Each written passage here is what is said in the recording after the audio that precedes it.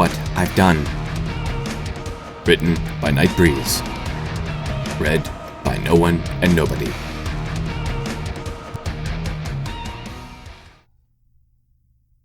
Chapter 18.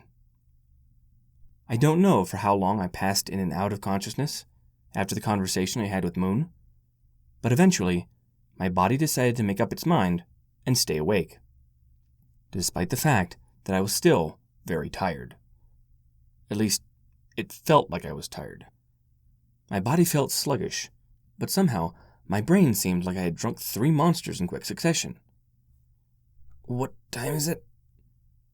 I asked the empty room as I sat up. However, since the room showed a distinct lack of timepieces or people, I was left to my best guess as to the current time. I wasn't troubled by this, though, as I had spent quite a few months before this moment with the sun as my only timepiece. With a flick of my wrists, I threw the blanket off of myself and swung my legs out over the side of the bed. I noticed that I was still wearing my awesome pants of wonder, though this didn't bother me in the slightest. In fact, when I was back on Earth, I would often fall asleep wearing my clothes, so this actually made me feel more at home. Without much ceremony, I got up and made my way over to the window of my room, yanking open the curtains and sliding open the window as soon as I had reached it. "Now all I need is some bacon and eggs, and this will be the perfect beginning to the day," I said as I looked out at the stunning view. From where my window was, I could see the inner courtyard of the castle, the city beyond, as well as the beautiful countryside far below the mountain, all bathed in the warm light of the rising sun. In the skies around the castle itself, I could see various Pegasi all going about their day as the ground-bound ponies in the city itself did the same. I wasn't really sure why I was so happy, but I had a hunch that it probably had something to do with the fact that last night was the first time in a long time that I'd been able to sleep without waking up in a cold sweat, screaming about a particularly vivid nightmare. However, as I watched all the happy-looking natives go about their day, a nagging little voice in the back of my head intruded upon my good mood. "This is all going to go up in flames if you can't get their weapon to work." With a grim frown, I turned my back to the window and made my way to my writing desk. "This time, remember not to overdo it," I thought as I picked up a quill and pulled a sheet of paper closer to me. I stopped, however, when I noticed that none of my notes from my previous work were here. "Well, that's no good," I said as I threw down the quill. I wasn't sure how much time I had left before they arrived, but I knew I didn't have enough to waste any redoing any of my previous work. My frustrated musings were interrupted, though, by the sound of the door gently creaking open. "Elias?" I heard Evening say. I perked up at that. I wasn't really sure what the word she said meant, but I was pretty sure she was checking in to see if I was awake. "I'm over here." As soon as I had said something, she looked over at me as she opened the door wider. Her face broke out into a grin as she trotted towards me, her horn lighting up, causing my throat and ears to tingle as she drew closer. "I'm glad I'm that awake, you being. We have something yours, something we find." Are you sure it's mine? Other than my pants, I don't have anything that I could say is truly mine," I told her, a little bewildered. "It hard to explain. Have show, then understand," she said, waving a hoof at me. "Can teleport. Take quick, yes?" "Yes," I said, jumping up, but quickly brought my excitement down a notch. While the last 2 times that the ponies had used their ability to teleport on me had been quite disorienting, it still set off all the squee that my 13-year-old inner child could muster at the thought of doing it again. I mean, yes, that would be fine. She looked at me oddly at this, a little startled at my sudden outburst, but didn't say anything about it. Instead, all she did was cause her horn to glow once more. "One moment." There was a flash of purple, and the now familiar feeling of my stomach being turned inside out, followed immediately by the room around us being replaced with the lab that she had brought me to when she first teleported me. Something was different about it this time, though. For one thing, I noticed that none of the other scientists appeared to be in the room at the moment. Well, none of them except the 2 minotaurs from earlier. Neither of them seemed to have noticed us, which was probably a good thing, seeing as how they had gotten into a screaming match with each other. Should I be concerned about that? I said as I gave Evening a worried look. Before she could answer my question, a loud bang snapped my attention back to the 2 minotaurs. One of them, this one with a dark green mane and lower half, but a light blue upper half, had slammed something down on the desk and was angrily stomping his way towards me. Well, past me, really. He seemed to be on a warpath out of this room, so I moved over to let him pass. He didn't seem to notice me until he was almost directly on top of me, at which point he did a double take as he realized who I was. He said something to me, something angry, biting, sarcastic, and witty, I'm sure. But whatever it was completely lost on me because of my inability to understand him. His tone was unmistakable, though, as was the wad of saliva he spat right on my forehead. While his behavior was closer to the reaction that I had expected from the natives for quite some time now, I had been pleasantly surprised time and time again that they were nothing like how I thought. If I had received this kind of treatment before, when I was still alone in the woods, I probably would have turned and ran, looking for some place to hide from the perceived threat, all while feeling incredibly depressed. Now, though, after all that I've gone through, after everything that the ponies had done for me, I was surprised at what I felt towards this person. There was no shame, no sense that somehow I deserved this treatment, and no feeling of deep despair. What I did feel was a deep-sated rage. Lucky for him, however, not only did I have far more self-control than he did, but his actions had also left me in shock, not quite believing what had happened. As I raised a hand to wipe away the saliva, I was faintly aware of voices nearby.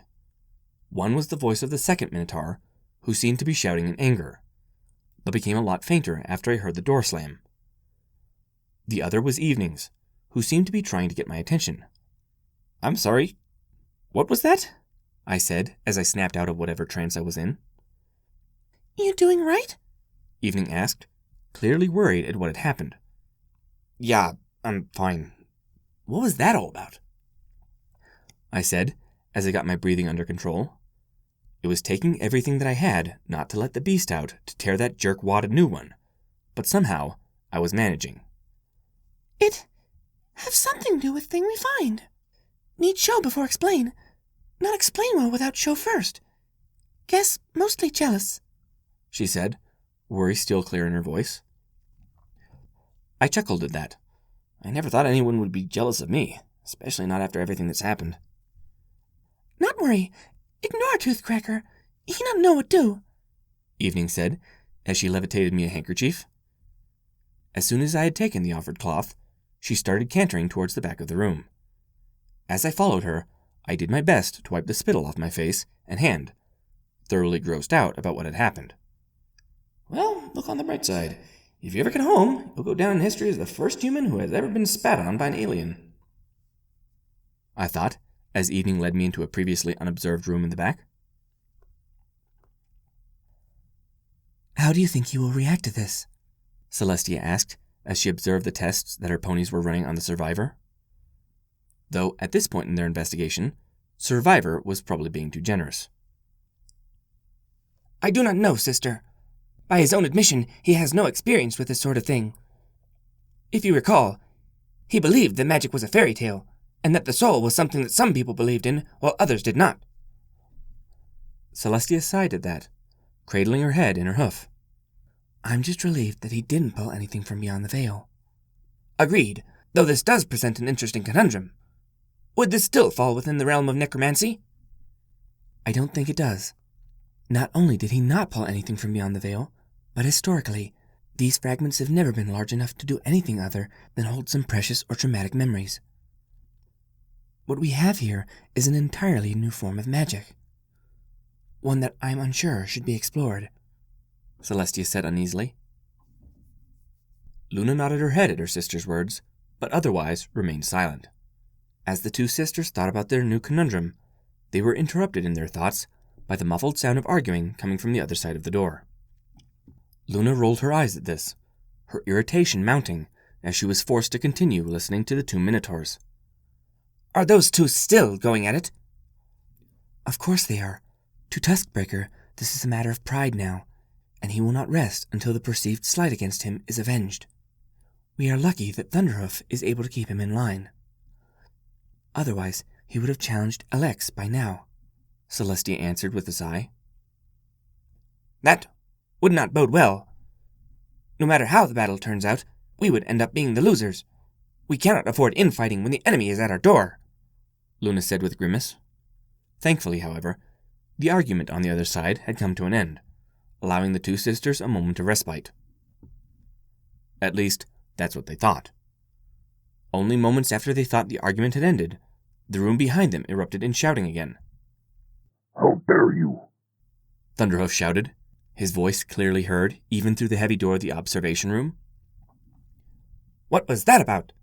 Luna asked as the sound of a slamming door could be heard. I do not know, but I'm sure we will find out soon, Celestia said darkly.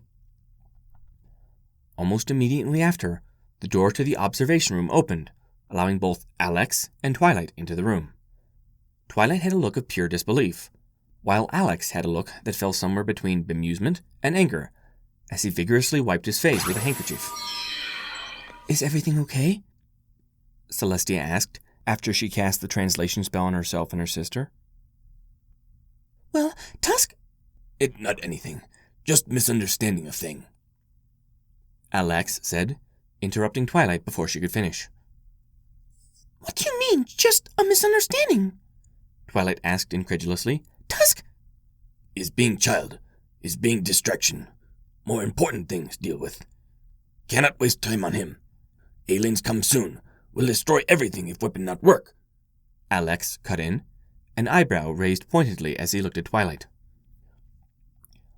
Twilight grumbled at that, but otherwise held her tongue.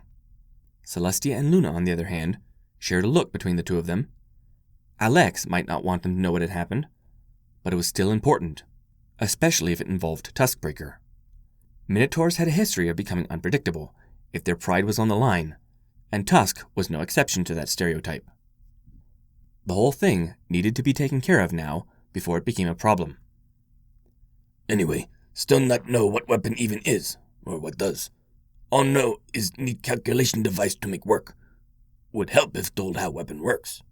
Could help build, Alex said after the awkward moment had passed. The weapon itself is already complete. It has been for quite some time. All we really need to ensure that it works is the ability to locate our targets. Otherwise, it will do us absolutely no good, Celestia answered him. The human thought about this for a bit, then shook his head. But how no weapon work? If enemy defense is able to defend against weapon? Or if enemy able destroy weapon? What then? At this, Celestia just started laughing, while Twilight looked at the human with a look of horror. Luna, however, managed to keep a straight face. Trust me, if they were able to withstand this weapon, we deserve to be conquered. And if it were to be destroyed, then I believe we would have far larger problems to worry about than an alien invasion. The Princess of the Night deadpanned. Alex still didn't look convinced, however. Let what everyone say, but no plans survive enemy. Want see weapon, see in action, that gives such confidence. Oh, you won't be able to miss it, Celestia gasped between her giggles. We will show you later. Trust us, however, when we say that this weapon is unlike any you have ever seen before, Luna said cryptically. Alex gave her a piercing stare at that, but then dropped it with a shrug. Fine. Guess we'll wait. See when demonstrate about sun, yes? Luna smiled at that, her eyes full of mischief. Oh, yes. Don't worry. We'll get to both of those at the same time. At this, Twilight looked completely lost. Wait, why does he need a demonstration of the sun? And why aren't we telling him that the weapon is... Before Twilight could finish her thought, however, she was shushed into silence by Celestia. I will tell you later, Twilight. For now, just know that we don't want to spoil the surprise. Both Twilight and Alex looked completely confused at this, but they let it drop. Anyway, not reason come. Evenings say that have something mine? Not likely, Alex said. Ah, yes, we did indeed find something of yours. But a more accurate description would be someone, though that is still not very accurate, Celestia said as she motioned towards the window behind her. Alex moved forward to look through the window, his eyebrows furrowed in apparent interest. That cold. Is machine? How able do? He asked, pointing at the small metallic cat. That is a golem. It is a construct that is able to perform a variety of tasks based on how much arcanite was used in its construction, Twilight explained. Alex opened his mouth in understanding.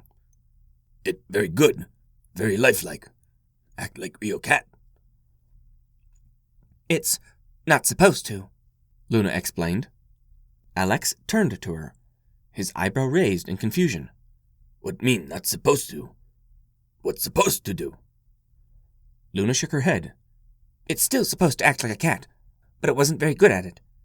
The Minotaur responsible for its construction is the foremost expert in golems mimicking life, and he could only get to a close approximation of how a cat should act. The tail would wave back and forth, but very stiffly. It would walk and mewl, but it was very apparent that it had no heart and soul behind its actions. The human nodded in understanding at that, then turned back towards the window. So, what change? Looked like someone come, fix, make better. Yes, that was you, Celestia revealed. Alex didn't react at first. Instead, he just continued to stare at the cat, his gaze a million miles away. No, I didn't. It may be hard to believe, but while you were busy with your little work session, you did far more than just write a whole ton of schematics, Twilight said as she got closer. You also grabbed one of the Minotaur's cats, tore out its arcanite core, and made a completely new one for it. One that we're hard-pressed to even call an arcanite core at this point, due to the level of complexity involved. Alex continued to stare at the creature for a little bit longer, then looked down at Twilight. You saying I make calculation device from golem? Did you? Twilight nodded at that. It appears so, though you seem to have done far more than just turn a golem into a calculation device. Indeed, not only does it act more cat-like now, but it also speaks and has a personality as well, Luna expounded. Alex's head whipped back to the lunar princess at that, almost giving himself whiplash. Wait, you say I make thinking machine? Intelligence not its own? It's a little more complicated than that. What you did, Luna started to say, but trailed off as she tried to figure out the best way to tell Alex exactly what he created. I think it would be better if we showed him rather than explaining it to him, Celestia interrupted as she opened the door to the observation room. Alex looked a bit hesitant at that, but still entered the room, followed closely by the three ponies. The cat had its back turned towards the door, but turned around as soon as Alex cleared his throat. Excusing me, who are you? The cat turned its head around the moment it heard Alex's voice and began to talk. And talk. And talk. As it talked, Alex's eyes grew wider by the second, his frame trembling with each and every word, and his mouth wordlessly moving, repeating one word over and over again. What is it saying? Celestia whispered to her sister. I do not know. It is talking far too fast, and I am only able to pick up a single word out of every 50 it says. I believe it is talking about new bodies for the others, though, Luna answered. While they whispered to each other, though, Alex suddenly turned around, his face much paler than it usually was, while a look of abject fear filled his eyes. No. What? Twilight asked, not quite understanding what the human meant. No necromancer, not bring back dead, no, he said, not really in answer to Twilight's question, but more likely trying to reassure himself. We don't think that's what happened, Celestia started to say.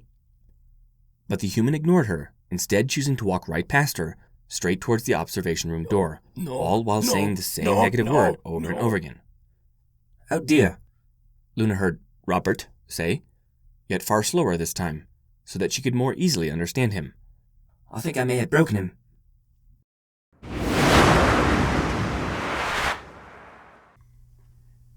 If you're enjoying this reading, consider checking out the non-copyright infringement version available on Amazon Prime. See link in video details for more information.